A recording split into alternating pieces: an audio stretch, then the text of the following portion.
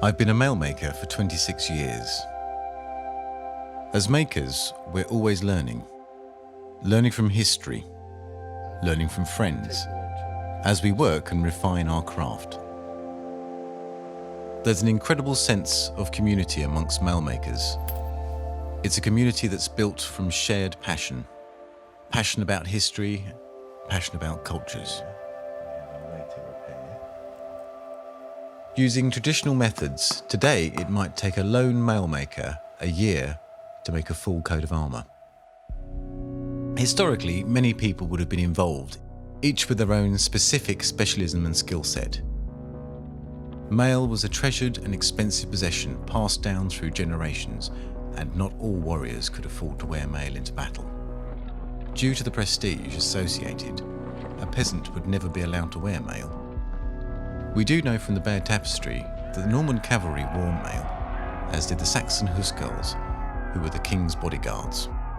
Fallen soldiers would have been promptly stripped of their mail, and the new owner would make that armour their own.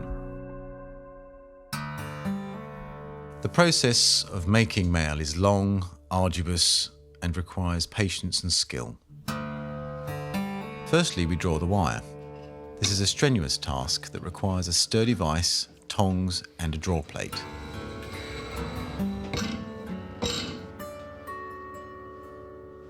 Next, we wind the wire with a mandrel to form a spring. Different size mandrels are used to create different size springs.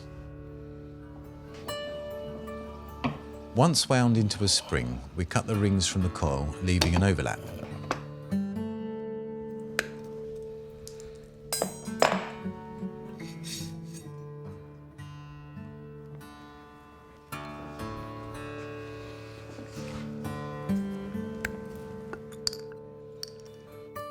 The rings are then annealed.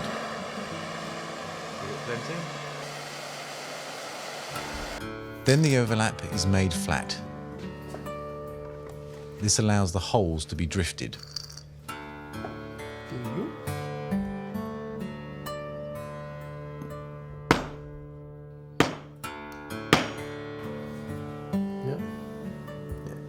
The rings are then annealed again. Next, we drift the holes into the rings for the rivets, round for early mail, wedge-shaped for later. This is a slow process requiring real precision, dedication, and thought.